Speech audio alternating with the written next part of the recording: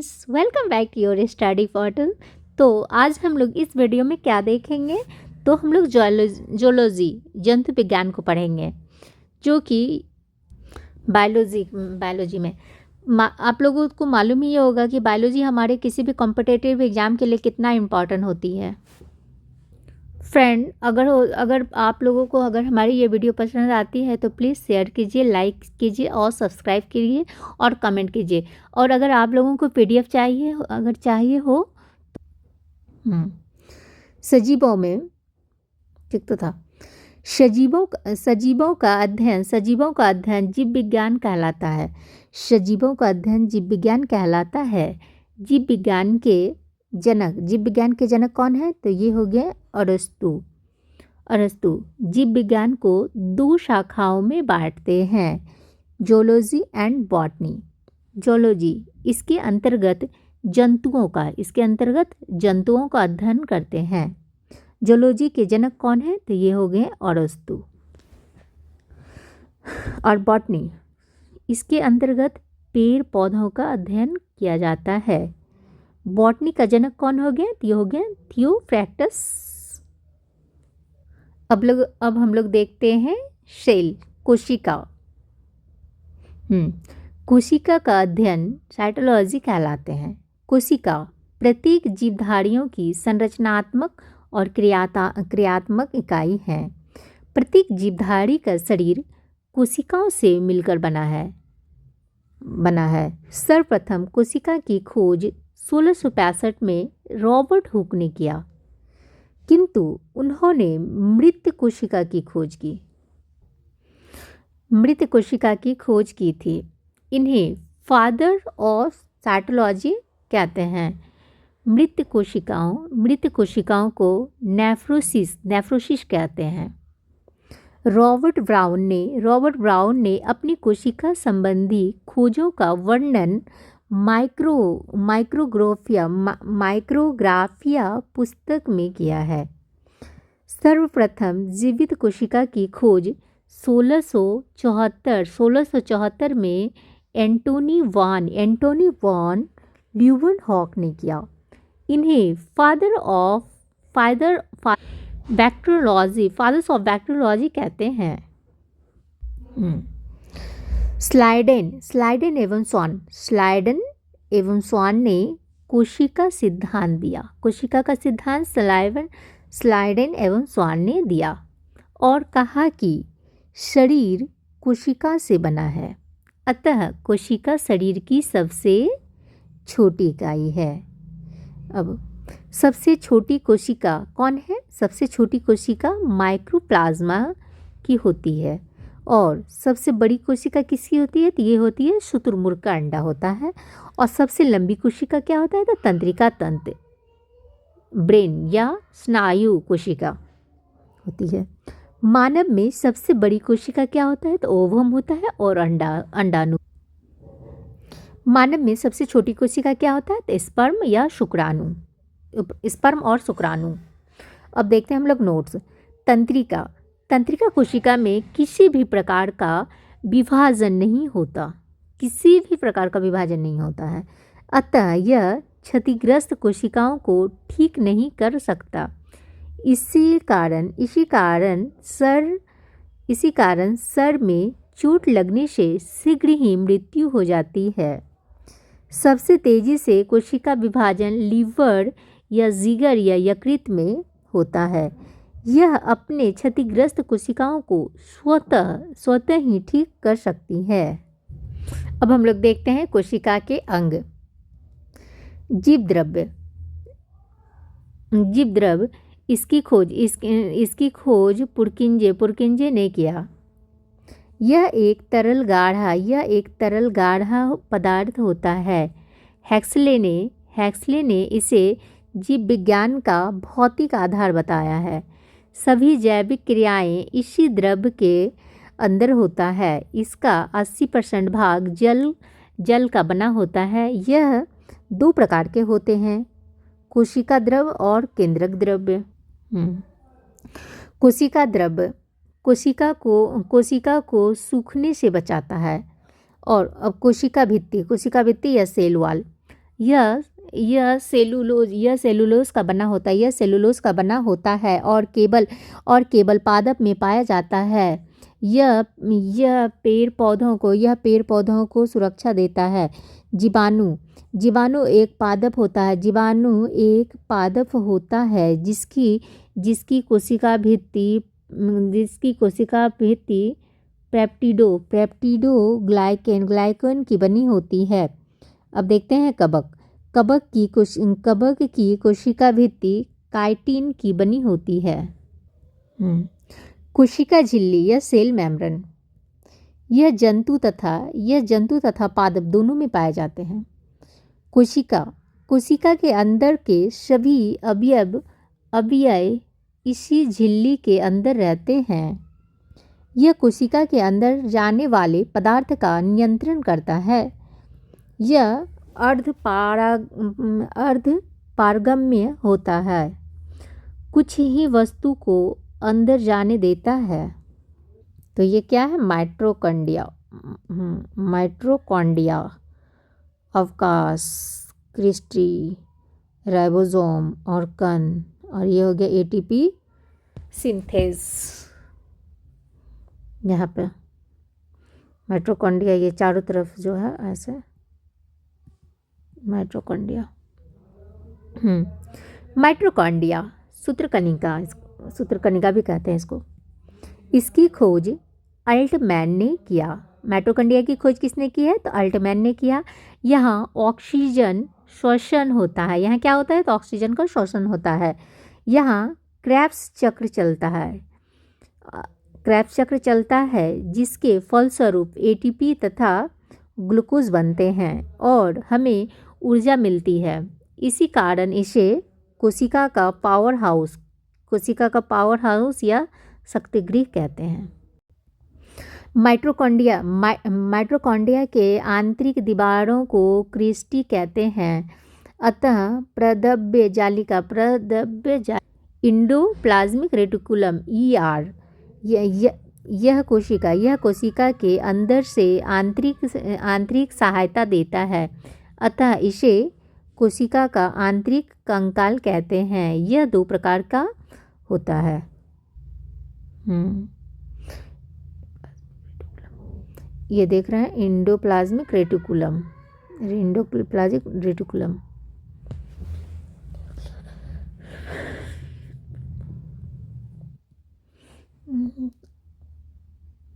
तो अब हम लोग क्या देखेंगे?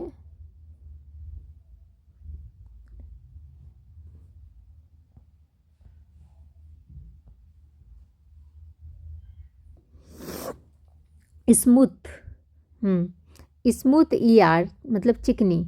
यह कार्बोहाइड्रेट तथा वसा का निर्माण करता है। रुथ ER मतलब खुरदरी। इस पर राइबोसोम होता है। यह प्रोटीन का निर्माण करती है। राइबोसोम यह कोशिका के अंदर का सबसे छोटा अंग है। यह प्रोटीन का निर्माण करता है। अतः इसे प्रोटीन की फैक्ट्री कहते हैं। यह 2 प्रकार का होता है। 70S राइबोसोम यह हल्का होता है तथा प्रोकैरियोटिक कोशिकाओं में पाया जाता है।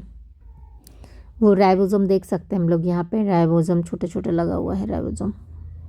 अब हो गया 80S राइबोसोम। यह भारी होता है। यह क्या होता है? तो यह भारी होता है तथा यूकैरियोटिक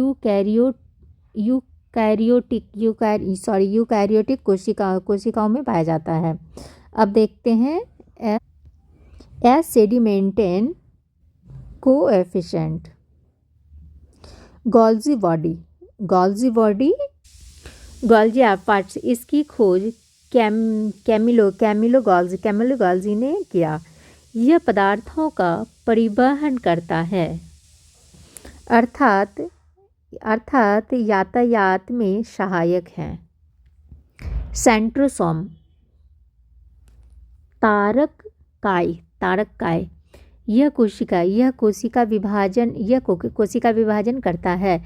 यह मस्तिष्क में नहीं पाया जाता है, जिस कारण तंत्रिका कोशिका में विभाजन नहीं होता है।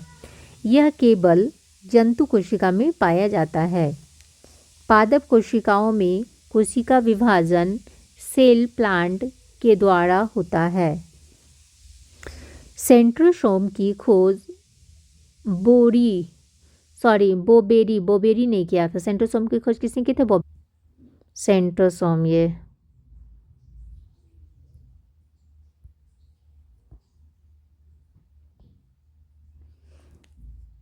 अब हम लोग क्या देखेंगे? लाइसोसोम यह कोशिका के अंदर पाचन का कार्य करता है। इसके अंदर जल अपघटक एंजाइम पाया जाता है। कोशिका के अंदर का कोई अंग यदि काम नहीं करता है तो यह उस अंग को नष्ट कर देता है। जब पूरी कोशिका कार्य नहीं करती है तो यह कट जाता है, जिससे पूरी कोशिका नष्ट हो जाती है। अतः इसे आत्महत्या की थैली या एटम बम कहते हैं। Atom bomb. इसकी खोज डी डुबे ने किया था। आरबीसी के अंदर लाइसोसोम नहीं पाया जाता है। अतः आरबीसी मरने के बाद स्प्लेन या प्लीहा या तिल्ली में पाया जाता है, जिस कारण स्प्लीन को आरबीसी का कब्र कहते हैं। ये हो गया बड़ा वाला लाइसोसोम हो गया। ये मेम्ब्रेन, ये वाइट लगा हुआ जो ये मेम्ब्रेन हो गया। उसके ये जो गोल वाला दिख रहा है इसी को कहते हैं हाइड्रोलाइसिस मैक्सिमम। अब हम लोग देखते हैं केंद्रक या न्यूक्लियस। इसकी खोज रॉबर्ट ब्राउन ने किया। यह कोशिका को नियंत्रित करता है, अतः इसे कोशिका का दिमाग कहते हैं। इसमें 80% प्रोटीन पाया जाता है। ये हो गया न्यूक्लियस, ये हो गया न्यूक्लियस और ये हो गया सेल। तो अब हम लोग पढ़ेंगे क्या? कितना सीटी मरा रहा है यार। तो अब हम लोग देखते हैं राजधानी क्या है?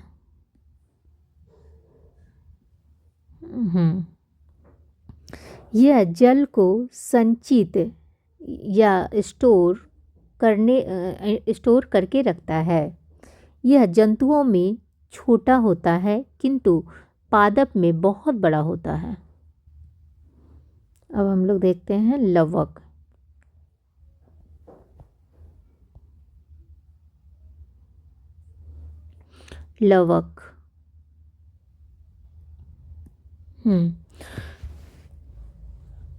प्लास्टेड। यह पादपों का सबसे बड़ा कोशिका है। यह केवल पादप में पाया जाता है।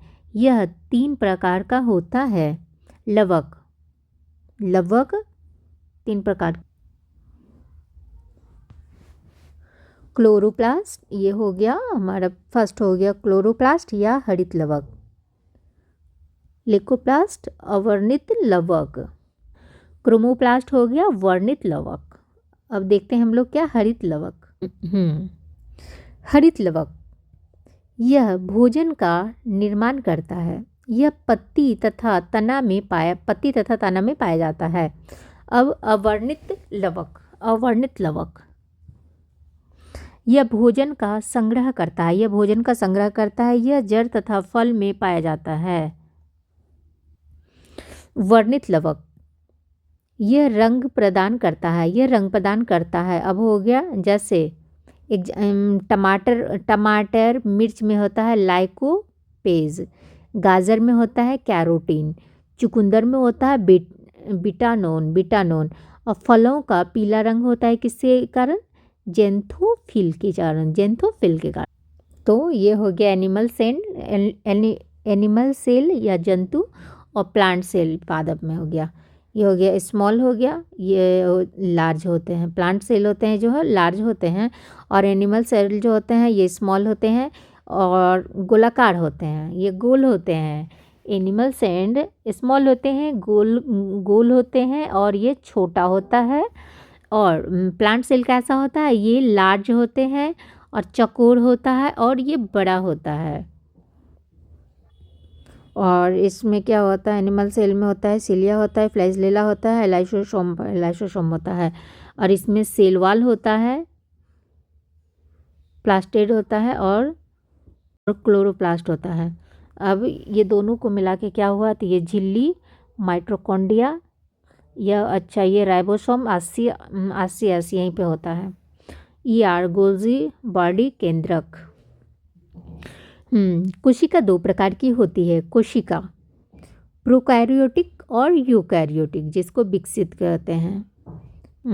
अविकसित होते हैं। प्रोकैरियोटिक अविकसित होते हैं, यूकैरियोटिक जो होते हैं ना वो विकसित होते हैं। यूकैरियोटिक दो प्रकार के होते हैं, पादप होते हैं और जंतु। अब हम लोग देखते हैं क्या? प्रोकैरियोटिक।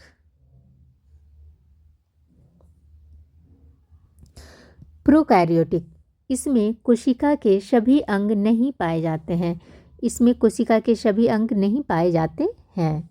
इन्हें प्रारंभिक कोशिका भी कहते हैं। इनमें कोशिका झिल्ली राइबोसोम 70S पाया जाता है तथा शेष अंगों का अभाव देखा जाता है। यूकैरियोटिक, ये पूरी तरह विकसित होती है। इनमें कोशिका के सभी अंग पाए जाते हैं। इनमें 80S राइबोसोम पाया जाता है। पादप कोशिकाओं का आकार चौकोर होता है। इसके अंदर का सबसे बड़ा अंग प्लास्टिड होता है। इनका रसधानी बड़ा होता है। इनमें क्लोरोफिल पाया जाता है, किंतु कोशिकाएं गोल होती है। इनके अंदर का सबसे बड़ा अंग केंद्रक होता है। यहाँ पे फिगर के द्वारा समझाया गया है। प्रोकैरियोट छोटा होता है या बड़ा होता है। ये श्वसन जीव द्रव्य से होता है। ये श्वसन माइटोकॉन्ड्रिया से द्वारा करता है। इसमें 70S होते हैं, इसमें 80S होते हैं। माइटोकॉन्ड्रिया, गोल्जी बॉडी और सेंट्रोसोम, लाइसोसोम। बिना कोशिका भित्ति वाले कोशिका में क्या नहीं पाया जाता है? लाइसोसोम या क्लोरोफिल या या माइटोकॉन्ड्रिया? बताइए। गुणसूत्र। मानव में यह 23 जोड़ा से लेकर 46 पाया जाता है। इसकी खोज वाल्डेयर ने किया था। इसके ऊपरी भाग को सेटेलाइट कहते हैं। इसके मध्य भाग को सेंट्रोमर कहते हैं, और नीचे वाले भाग को टेलोमर कहते हैं। इसके बीच में धागे के समान संरचना पाई जाती है जिसे आर्न कहते हैं। तो ये फिगर के थ्रू समझाया गया है।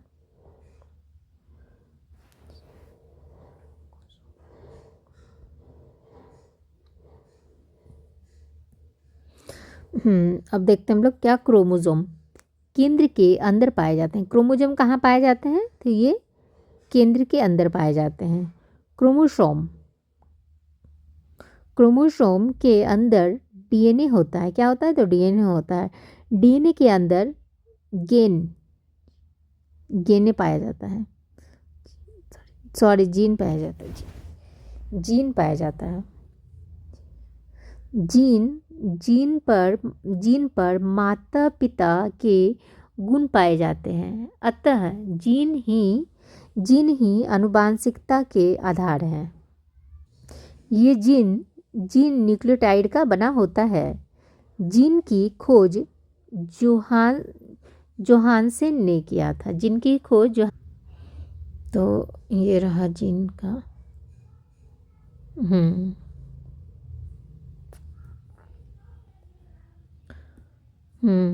मेल में होता है कितना? मेल में होता है 46 होता है और फीमेल में होता है भी 46। इसमें 44 प्लस XY और इसमें 44 प्लस XX होता है फीमेल में। उसके बाद इसमें बेबी होती है, बार बेबी। उसमें नो ऑफ X1। इसमें मेल होगा, इसमें फीमेल होगी, तो इसमें 1 ये समझाया गया नहीं। अब हम लोग देखते हैं कुछ जीवों के क्रोमोजोम, जिसमें जीवाणु हो गया 1 हो गया, मच्छर का हो गया 6, घरेलू मक्खी का हो गया 12, मटर का हो गया 14, प्याज का हो गया 16, नींबू में हो गया 18, 36 मतलब छोटा और बड़ा सब होता है। मक्का में हो जाता है 20, टमाटर में हो गया 24। मेढक में हो जाता है 26, बिल्ली में हो गया 38, चूहा में हो गया 40, खरगोश में हो गया 44, मानव में हो गया 46। अभी हम लोग जो पढ़े हैं, आलू में हो गया 48, उसके बाद चिंपांजी में हो गया क्या बोलते हैं 48।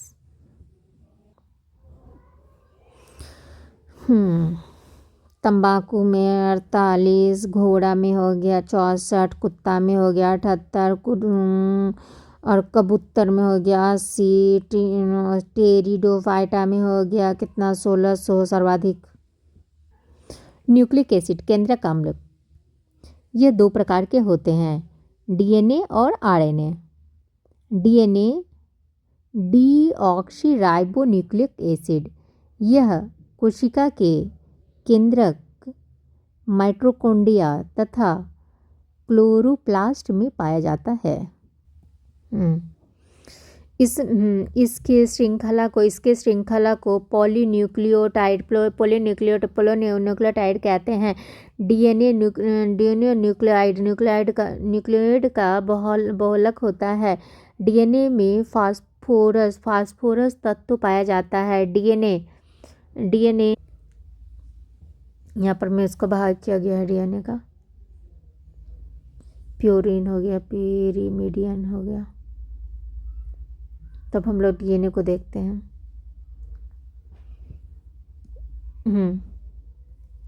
डीएनए का पहला अवलोकन कार्ल्सवर्ग ने किया। डीएनए को प्रयोगशाला में हरगोविंद खुराना ने देखा। उसके बाद डीएनए की संरचना डबल स्ट्रैंडेड होती है जिसकी मॉडल वाटसन एवं क्रिक ने किया था, जिस कारण इन्हें 1962 में नोबेल प्राइज दिया गया। एडेनिन तथा थाइमिन में डबल हाइड्रोजन बॉन्ड होता है। उसके बाद गुआनिन तथा साइटोसिन में ट्रिपल हाइड्रोजन बॉन्ड होते हैं। जैसे ट्रिक, इसका क्या है, ए का हो गया T और C, गुआनिन का हो गया 3C। अनुवांशिक गुण का वाहक कौन होता है? डीएनए होता है।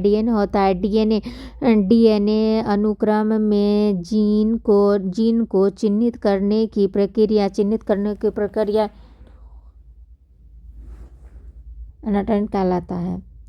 अब ये हो गया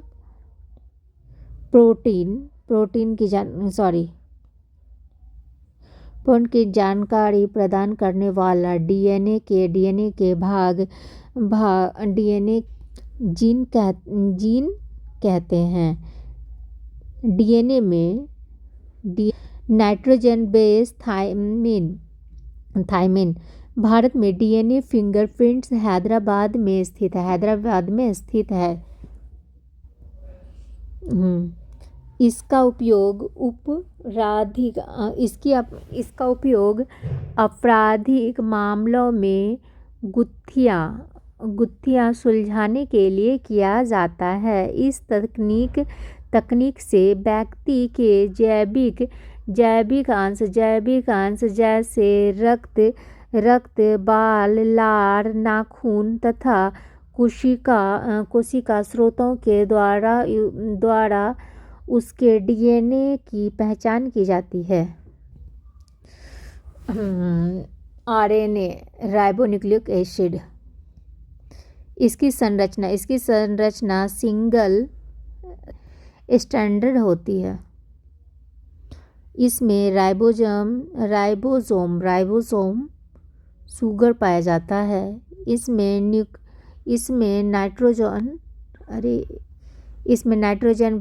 नाइट्रोजन बेस में एडेनिन, गुआनिन और साइटोसिन होती है, किंतु थायमिन के स्थान पर यूरेसिल होते हैं। यह प्रोटीन संश्लेषण निर्माण में सहायक है। यह 3 प्रकार का होता है। आरएनए, ये हो गया एमआरएनए, टीआरएनए और आरआरएनए। ये हो गया आरएनए। मैसेंजर आरएनए, एमआरएनए हो गया एमिनो एसिड। यह आवश्यक की पहचान करती है तथा उन्हें एक क्रम में सजाता है। प्रोटीन संश्लेषण में क्षार इवेंट से एक एमआरएनए का निर्माण होता है। ट्रांसफर आरएनए, टीआरएनए, यह एमिनो एसिड का परिवहन कर राइबोसोम तक लाता है। उसके बाद राइबोसोम आरएनए मतलब आरआरएनए, यह प्रोटीन निर्माण करता है। उसके बाद 10 + 10 = 20 हो गया एमिनो एसिड या 1 प्रोटीन। डीएनए से आरएनए बनना ट्रांसक्रिप्शन कहलाता है। आरएनए से पुनः डीएनए बना लेना रिवर्स ट्रांसक्रिप्शन कहलाता है। आरएनए से प्रोटीन बनाना ट्रांसलेशन कहलाता है। प्रोटीन निर्माण की अंतिम अवस्था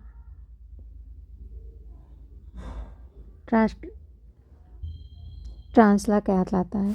डीएनए से डीएनए बना लेना रिप्लेक्शन कहलाता है। डीएनए हो गया, आरएनए हो गया। अब हम लोग देखते हैं कोशिका का विभाजन, सेल डिवीजन।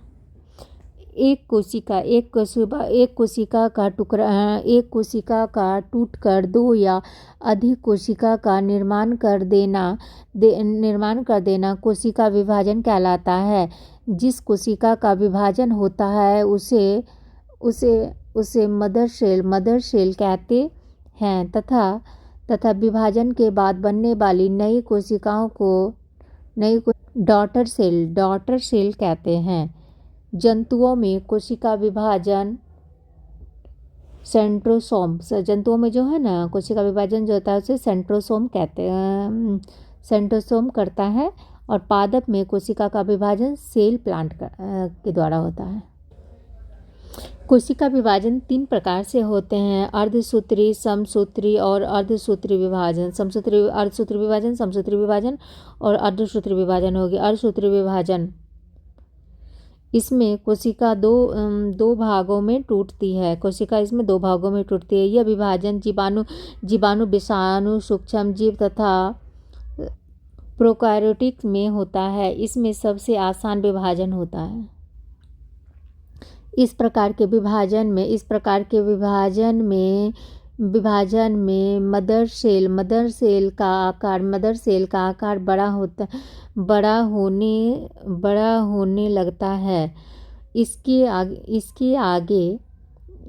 आगे चलकर वह बीच में धंस जाता है और 2 भागों में विभाजित हो जाता है।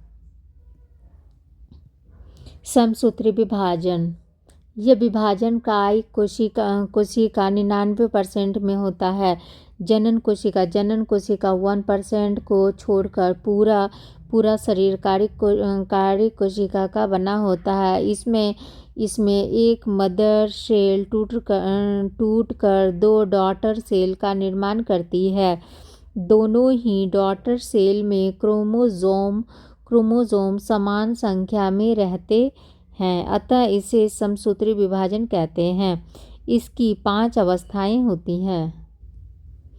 इंटरफेज, यह सबसे बड़ी अवस्था है। इसमें डीएनए का निर्माण होता है तथा क्रोमोसोम अलग हो जाता है। प्रोफेज, इसमें स्पाइंडल फाइबर मतलब तुर्क धारा का निर्माण प्रारंभ होता है तथा केंद्रक का विभाजन हो जाता है।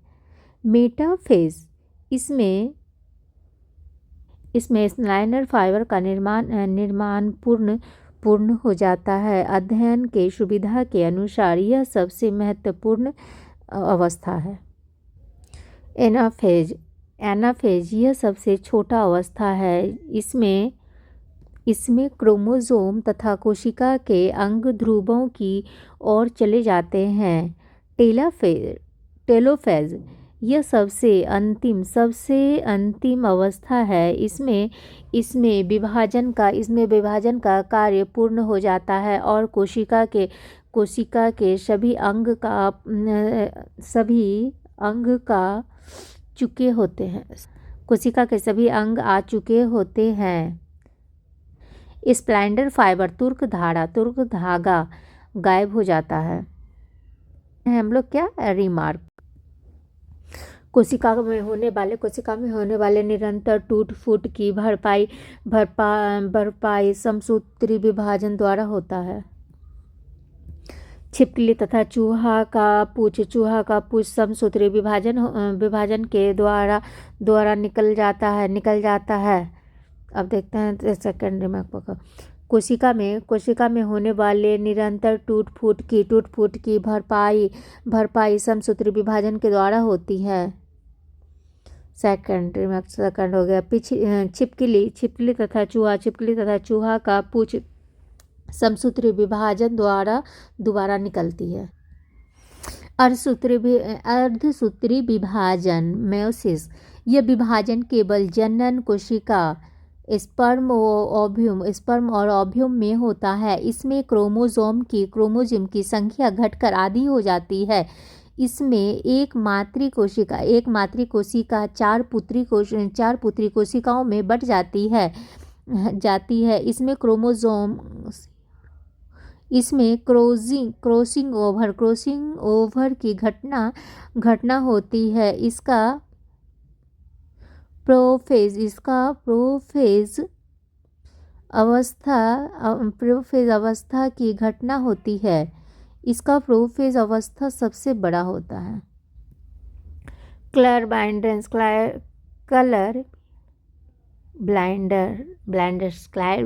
ब्लाइंडनेस में एक्स क्रोमोसोम प्रभावित होता है।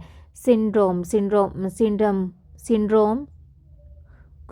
क्रोमोसोम में में होने वाली अनियमितता को सिंड्रोम कहते हैं। इसके कारण शरीर में असामान्य लक्षण उभर जाता है। अब हो गया टर्नर सिंड्रोम। इसमें क्रोमोसोम की संख्या 45 हो जाती है। यह केवल स्त्रियों में पाई जाती है। इसमें स्त्रियों का शरीर अविकसित होता है तथा उसमें बांझपन देखा जाता है। क्लीनेफेल्टर सिंड्रोम। इसमें क्रोमोसोम की संख्या 47 हो जाती है। यह केवल पुरुषों में पाए जाते हैं। इसमें पुरुष नपुंसक हो जाता है। My God. Down syndrome. इसमें क्रोमोसोम की संख्या 47 हो जाती है। यह मेल तथा फीमेल दोनों हो सकता है। अच्छा, जिसमें 47 गो क्रोमोसोम होगा वो मेल भी हो सकता है तथा फीमेल दोनों हो सकता है। इसमें शरीर बैडोल हो जाता है। जीभ तथा होंठ मोटा हो जाता है। मनुष्य मंद बुद्धि का हो जाता है। ऐसे व्यक्ति को मंगोलाइड कहते हैं। Patau syndrome. इसमें क्रोमोसोमों की संख्या होती है, कितना होती है? 47 हो जाते हैं। यह मेल और फीमेल दोनों में हो सकता है। इसमें व्यक्ति मंद बुद्धि का होता है और उसके ऊपर का ओठ कटा होता है। नोट: वायरस या विषाणु कोशिका का सिद्धांत का पालन नहीं करता है। अब हम देखते हैं क्या स्मरणीय तथ्य। ये क्या है? उत्क्रम अनुलेखन की क्रिया डीएनए से डीएनए का निर्माण है। डीएनए द्विगुण की सही विधि अधिपरिमित है।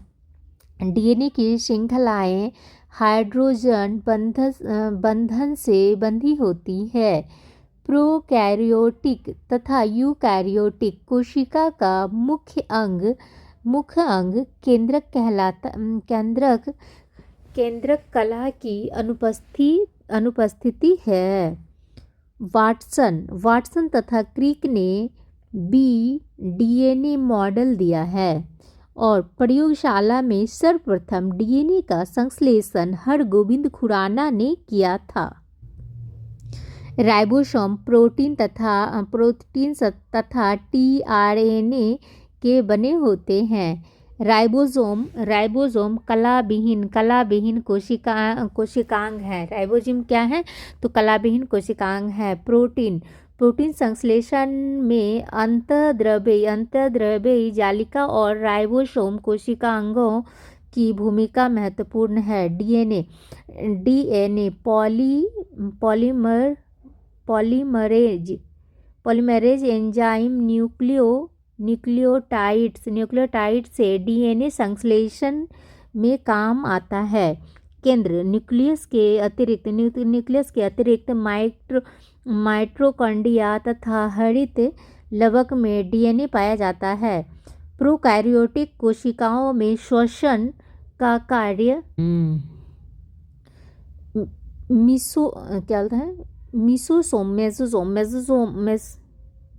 प्रोकैरियोटिक कोशिका में श्वसन का कार्य मीसोसोम करते हैं, जबकि यूकैरियोटिक कोशिका में श्वसन का कार्य माइटोकॉन्ड्रिया करता है।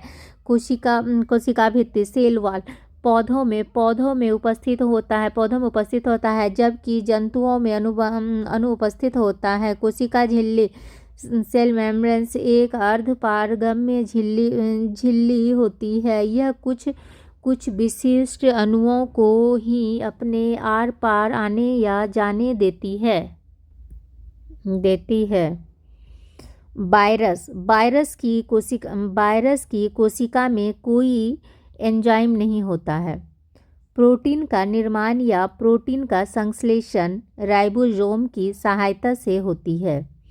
माइटोकॉन्ड्रिया को कोशिका का पावर हाउस या power house of the cell भी कहा जाता है, क्योंकि इसमें श्वसन क्रिया के दौरान भोजन के विखंडन से ऊर्जा उत्पन्न होती है, जो एटीपी के रूप में संचित रहती है। अब क्या है तो गोल्जी काय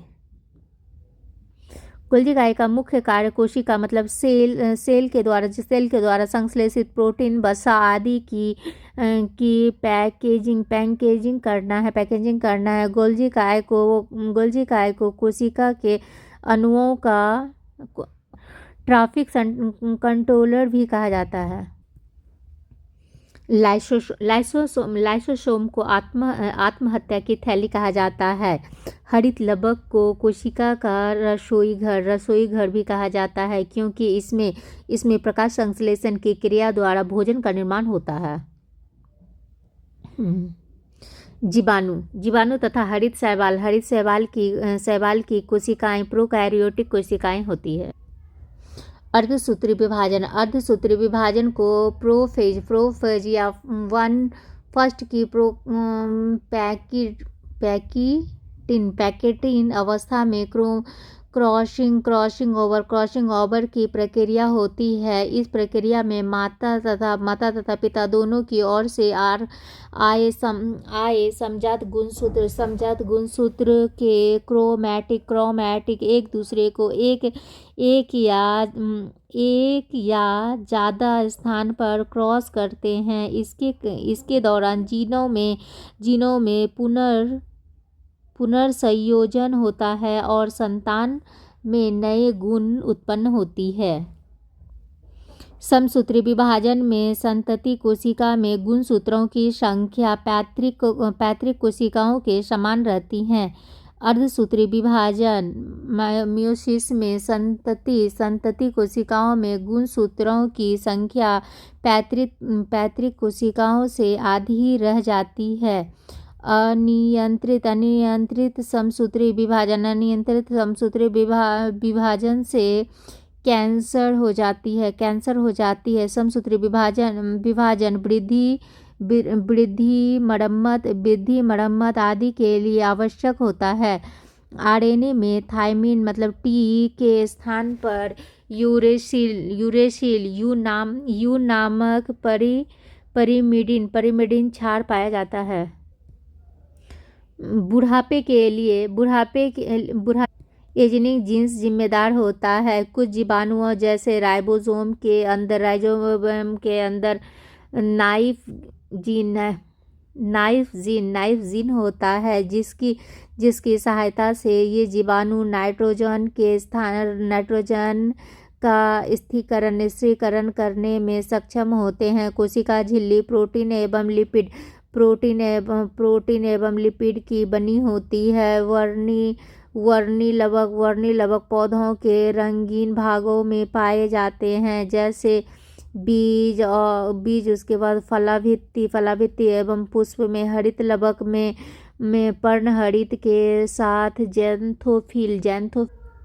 जैंथोफिल तथा कैरोटीन नामक वर्णक भी पाए जाते हैं। इसमें मैग्नीशियम नामक धातु भी उपस्थित होती है। कोशिका निर्माण एवं संगठन की सभी आवश्यकता सूचनाएं डीएनए अणु में मौजूद होती है। जिस कोशिका में झिल्ली युक्त केंद्रक होता है उसे यूकैरियोटिक वो जिसमें झिल्ली युक्त केंद्रक नहीं होता है उसमें प्रोकैरियोटिक कोशिका कहते हैं।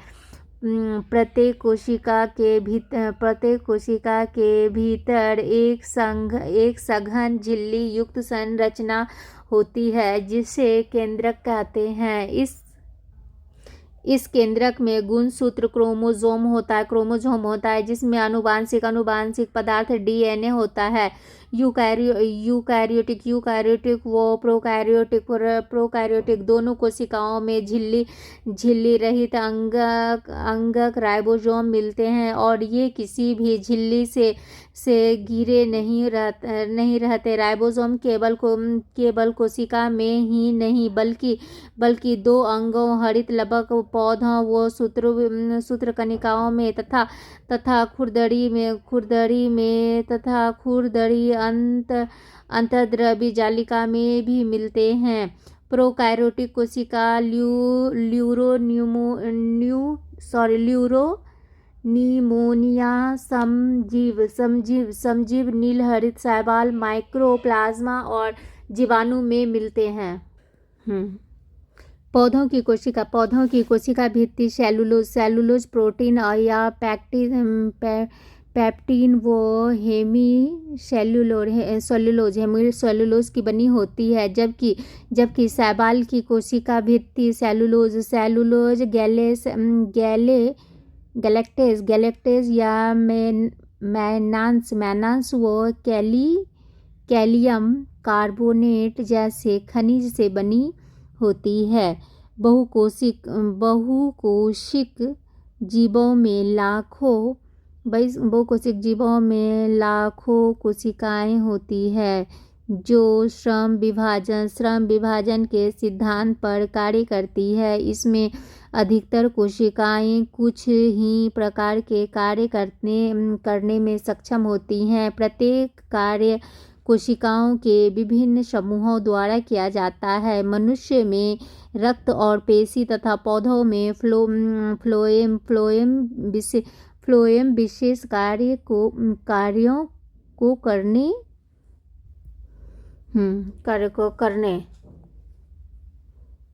वाले ऊतक के उदाहरण हैं।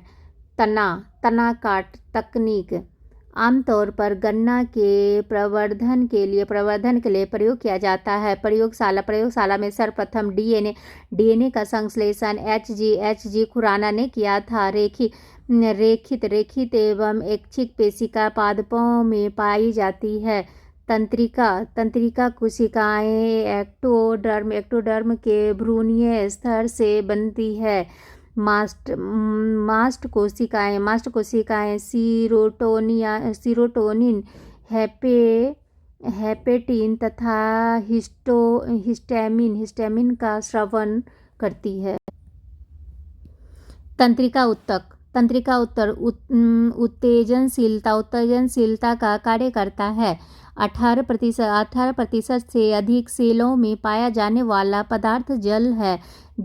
शरीर में ऊतकों का निर्माण प्रोटीन से होता है। तंत्रिका तंतु संयोजी ऊतक के घटक नहीं होते हैं। रेखित पेशी में मायोसिन एवं एक्टिन प्रमुख प्रोटीन हैं। माइटोकॉन्ड्रिया की उपस्थिति में शरीर में कुछ ऊतक जैसे कि पेशियां अन्य ऊतकों से अधिक सक्रिय होते हैं। रुधिर भी एक प्रकार का ऊतक है। ऊतक शब्द का प्रयोग सर्वप्रथम विसेट ने किया था। रुधिर एवं कोशिकाओं के बीच रासायनिक आदान प्रदान ऊतक द्रव के माध्यम से होता है। ठोस अंतरंगों जैसे जीहा, किडनी, यकृत, तिल्ली आदि पर इपिथीलियम ऊतक का रक्षात्मक आवरण होता है। त्वचा पर चोट लगने के बाद इसका पुनरुद्भव घनाकार उपकला के द्वारा होता है।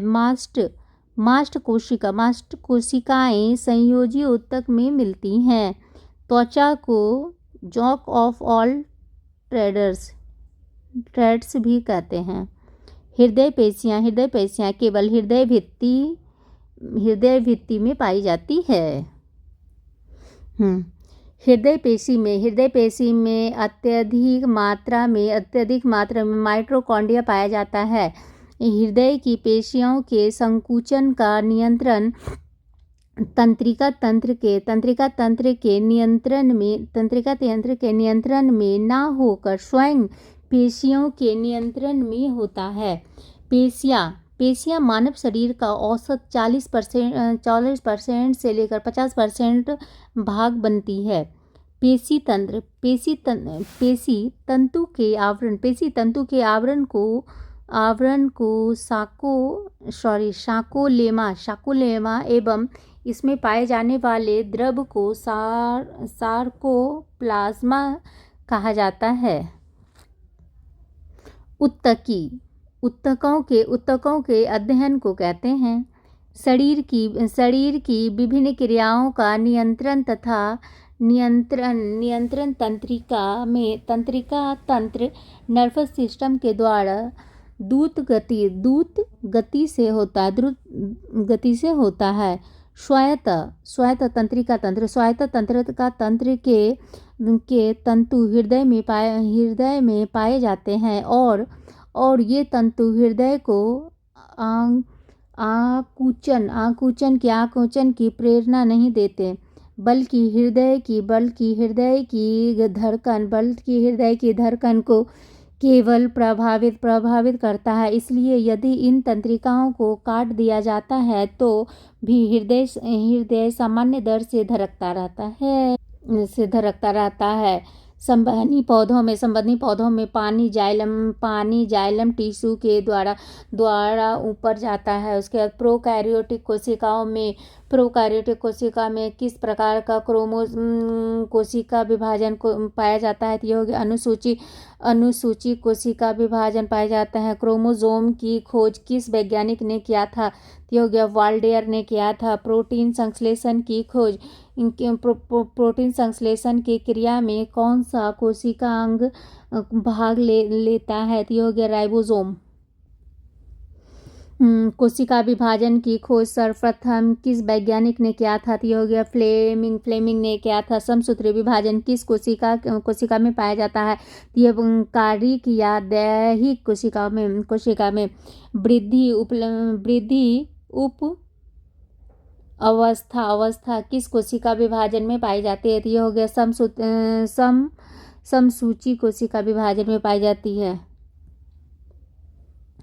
अर्धसूत्री कोशिका विभाजन की खोज सर्वप्रथम बीजमैन ने की थी, लेकिन इसका सर्वप्रथम विस्तृत अध्ययन किस वैज्ञानिक ने किया था? ये हो गया स्ट्रासबर्ग ने। अर्धसूत्री कोशिका विभाजन किस प्रकार की कोशिकाओं में पाया जाता है? तो हो गया जनन कोशिका में।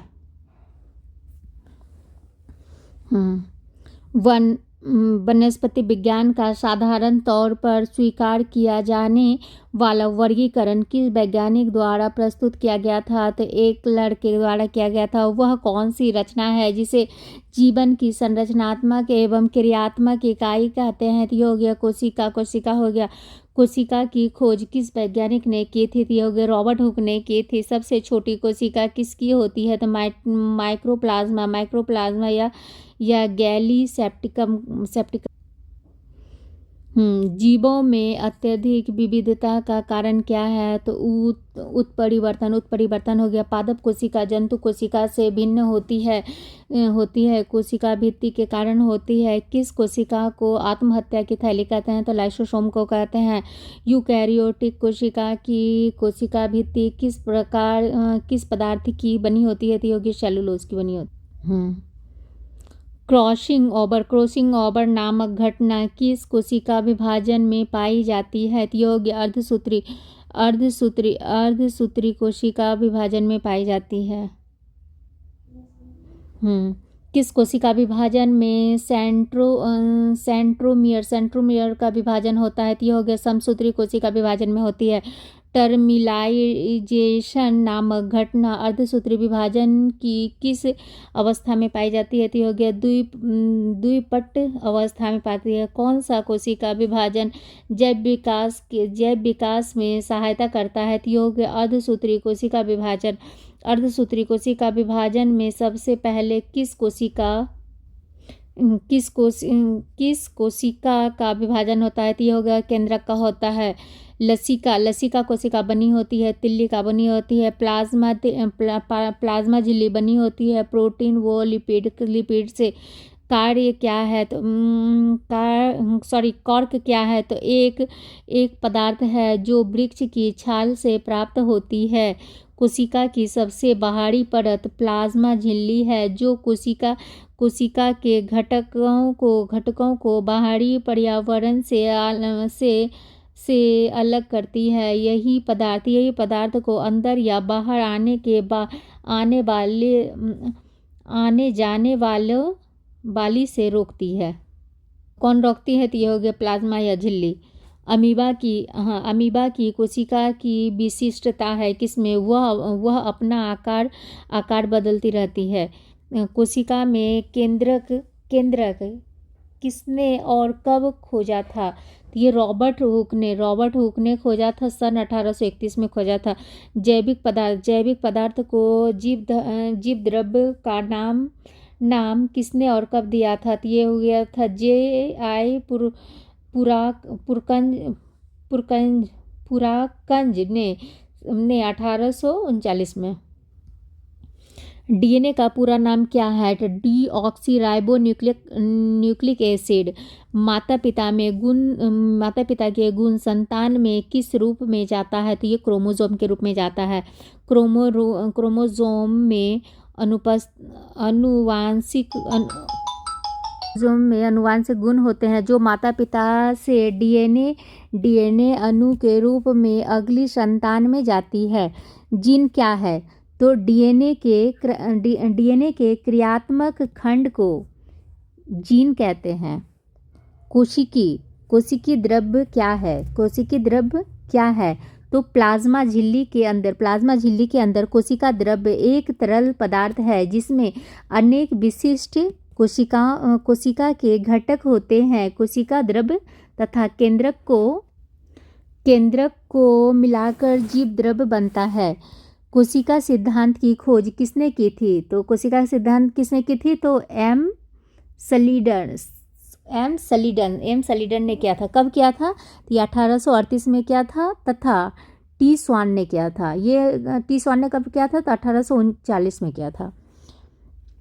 पत्ते में छोटे छोटे हरे कण क्या कहलाता है? तो ये क्या कहलाता है? क्लोरोप्लास्ट कहलाता है। हमारे तंत्र में अधिकतम एटीपी अणुओं को उत्पन्न करने वाला पद है। कौन है? तो क्रेब्स चक्र है। फिर से हमको पढ़ना पड़ेगा।